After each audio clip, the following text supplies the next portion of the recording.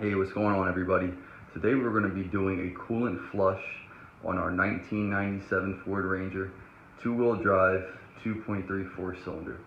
Now I'm going to do a heater core flush along with the radiator flush and just try to flush out the whole cooling system. The issue we're having is the heat is ice cold. Actually, the air that blows through the vents just with everything off is honestly warmer than when the heat is on. So I'm sure most of you guys pretty know what the essentials are for a coolant flush. Of course, you're going to need antifreeze, something to drain into, and some funnels. But more importantly, what I really want to focus on is how we're going to do the flushing and with the heater core. So what you need to do is get yourself some clear tubing. You can get this at Home Depot. That's where I got it. This is a 5/8 inner diameter, which is what you want. And you need these two adapters to hook up to the hose. So essentially, this right here is going to screw onto our garden hose. This end right here is going to screw in here, and then it's just going to go right into our tube. So what we're going to do is have a hose flow going through this into the heater core to flush it out. So that's probably about the most complicated thing for this project, is just getting the parts required to hook up to your hose to do this. These are all from Home Depot. That's the part numbers right there. You can find them like in the plumbing section.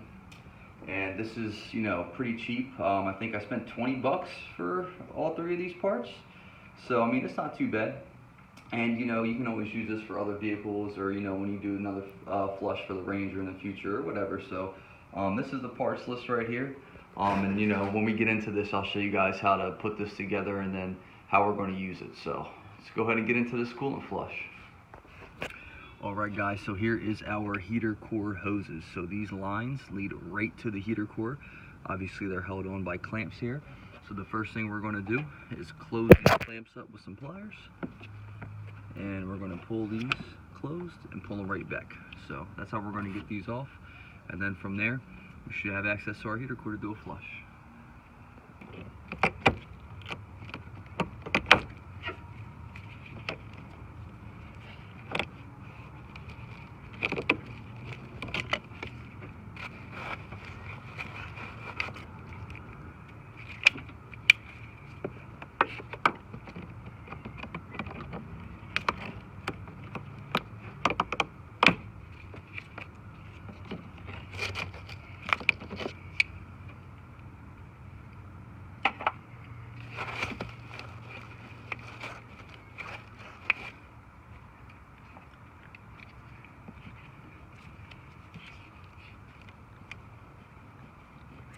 Alright guys, so these things are probably going to be on there. You just want to gently take your pliers, grip where it's connected to our metal coming out of the heater core, our lines, and just barely rock it back and forth to try to break that loose. This one came loose pretty well. This one's a little bit tighter, so let me get in here and try to get some work going on that one. There we go. That one feels loose now. Yep. Here we go, guys. Looks like we already got some antifreeze coming out. Just be careful, make sure you have something to protect the ground underneath you. I got a pan underneath. Also got my drain pan, so this is something you want to keep there, because this is going to come flying out of here. Yep. Already got some flow. Yeah, look at that.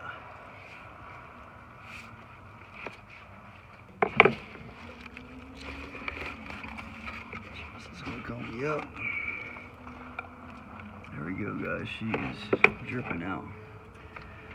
Thing is, this actually looks really good, to be honest. So I'm actually kind of surprised, and I'm curious to see what we're going to find when we start flushing this.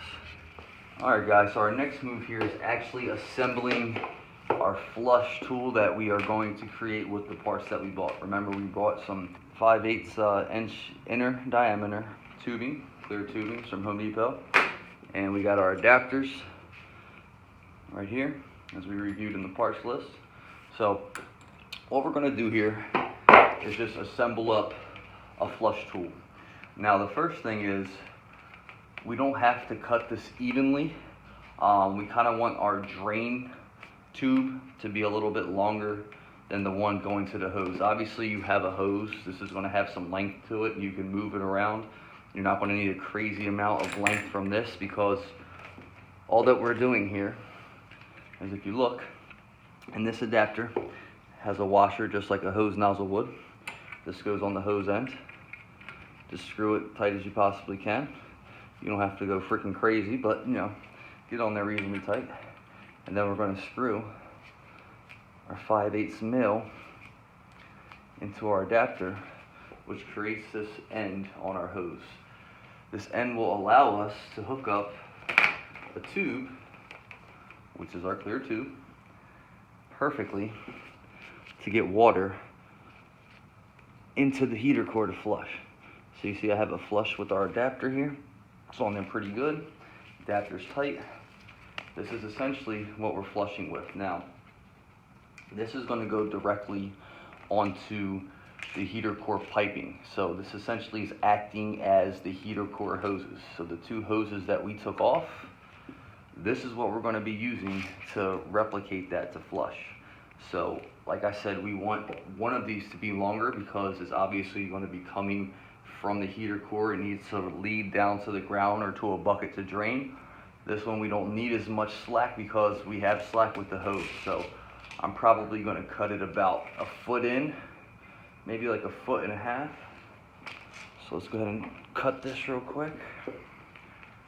This looks good right about right there, maybe a little bit over 1 foot. You want to get some nice sturdy scissors, get a nice clean even line cut. I just got some, you know, pretty sharp kitchen scissors. And we got a nice clean cut there. So this can go right onto our heater core now. And then we can use this side. Oh, we're all tangled up here. We can use this side to connect to drain. So this is our setup here. We got our tubing for draining, and we got our flusher right here. Alright guys, so now that we got our hoses off, we got our makeshift flusher already rigged up and ready to go. So what we're going to do now is attach everything. So if you look at these two, this on the left side is your inlet side, the one on the right is the outlet side. All of the antifreeze from the water pump is going into the inlet side. What we want to do is flush the reverse way and go in to the outlet side. So our garden hose is our flusher. This is going to be putting water into the heater core. We want to put it onto our outlet side. So you want to go ahead and grab your garden hose. All right, and if you got the 5/8, it's the same size as our heater core here, and this should slide right on there, no issues. Look at that, it's perfect. All right, so now you can see our hose is hooked up. You can already see some of the antifreeze going into there. And like I said, this is actually really crazy because if you look at any other videos online, or typically, you know, if you do this, it's usually really dark, you know, rusty looking water. So I'm actually, I don't know, maybe a little nervous that it's this green, because maybe this isn't our problem and this isn't why the heater's working. But nonetheless, this is still a good, you know, preventative maintenance or just a regular maintenance thing that we could be doing. So, you know, we got this hooked up. Now what we need is our draining line. So you want to get the long tube and you want to put it onto the inlet side. Alright, what you got on the inlet side, what we're going to do is run this tube to a bucket right in here. Alright. Alright guys, so this is what your setup should look like. You should have the hose running right to the outlet side, and that is where we're going to be flushing into. And you want your drain hose to bucket on the inlet side. So basically our outlet is the inlet and our inlet is the outlet. So this is what it should look like, guys, all set up. Alright guys, so our next move is to go ahead and get this hose running and get this flowing and getting this flushed out. Now the first thing is you want to make sure that you don't use a lot of hose pressure, because the actual water pump doesn't pump a lot of pressure to the heater core, and it's not going to be able to withstand a lot of pressure. So you really want to kind of really manage how much water and how hard you turn to the nozzle. Unfortunately for me, I got a pretty long walk from this nozzle to the truck, so I kind of got to get there quick. But I'm just going to turn it on a little bit. Just barely turn it. You can hear it coming. And I'm going to run to the truck. We can see it already coming out here. So we do got some dark stuff, just it's not a lot, but this is essentially what we want it to be doing. We don't have a lot of pressure here, and should be a pretty cool stream here. Alright guys, so I got a slow water stream going in right now. I don't know if you guys can see it. It's kind of shooting right on in there.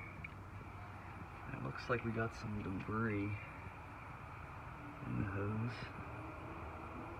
Nothing too crazy.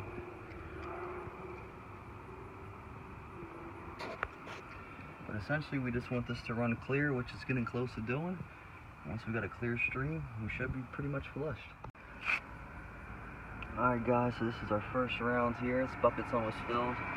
Don't see anything too crazy, like we saw when we started taking the hose off, it was dripping pretty clear, but obviously in there we got some darker stuff. It's nothing crazy though, I've seen a lot worse. I don't see any rust, anything like that, so. Alright guys, so our first round is done. We drained our bucket. Make sure you drain it in a safe area, because stuff is toxic, you don't want anything getting to it. So what we're going to do now, let's go ahead and do round 2 and turn our hose on. Alright guys, so round 2 is underway. So we got some darker stuff coming out, but nothing too crazy. It's getting pretty clear.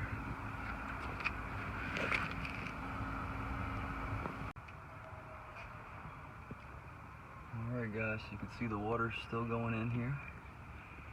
Terrible camera angle. But everything coming out, it's pretty clear now, so both of our hoses here are clear. Don't see anything coming out of here, so should be good to go ahead and turn the hose off once this bucket gets close to filled up. Alright guys, we just turned our hose off. Looks like we should be good. Got a nice clear stream of water in there. This bucket got pretty dirty too, but that was more from the beginning of the flush. And everything coming out now is clear, so should be good. Alright guys, unfortunately my phone died and was kind of running out of sunlight, so I wasn't able to get the entire flush on video as much as I wanted to, but after everything was cleaned up, we reconnected the hoses. I proceeded to drain the actual coolant reservoir, so I detached it right here from the radiator, took a hose, let everything drain out into a drain pan, and then cleaned it out with a hose, cleaned it all out. Then on the bottom right hand side, if you're looking at the radiator, it would be on your left. If you're underneath, there was a drain cock on the radiator. We took that out, took the radiator cap off, and let everything drain out, and made sure we had all the antifreeze out of our hoses, and then I proceeded to refill the system and bleed it. How you bleed it is take a funnel that fits perfectly in here, so you got no air getting in or out. Keep this filled up with the truck running, heat on low.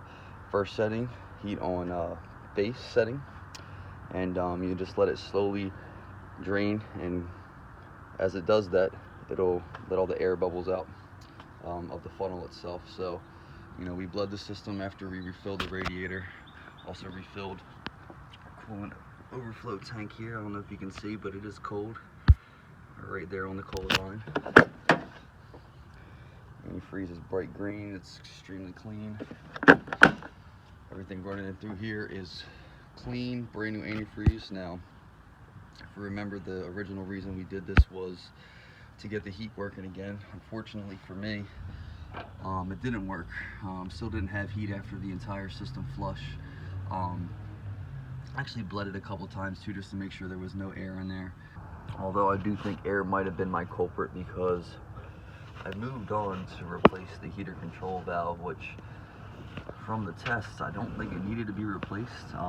It's hard to see from this angle, but on the back of this cylinder here, if I can get to it, the back of this cylinder here, there is a vacuum line, and you can actually see the arm in there move when the heat is on and off. I had movement in my old heater control valve, which actually was not old at all. I replaced it less than a year ago because the original started leaking, but I decided I'd give it a shot just to replace it anyway. So I did replace the heater control valve in addition, although I do not believe that was the issue, because directly after the replacement I still didn't have heat for about another hour.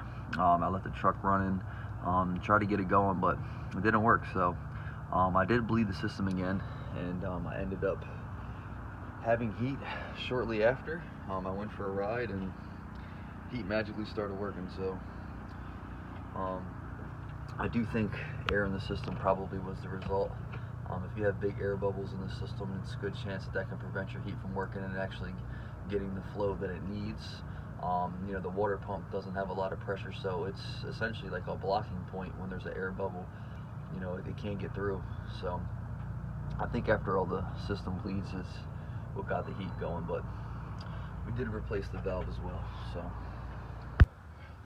you know, that's pretty much the overview of the entire coolant flush, guys. So, you know, we started off with the heater core, I moved on to the actual radiator coolant overflow, and then I moved on to the radiator, refilled, and then bled the system. So once you bleed it, after you drive a couple times, you know, I would definitely make sure your overflow has the correct amount of fluid in there, because, you know, after a couple drives it might actually suck some more antifreeze in there from being hot, and, you know, it might not actually have the correct level.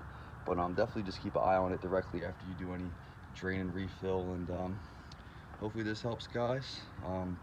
Hopefully in the future I can make sure I get all the footage for you, but this pretty much sums it up. This wasn't crazy hard, and I think, you know, with a little bit of know-how and, you know, just a little bit of effort and patience, you should be able to knock this out with no problem. So make sure you stay tuned for some more video, guys.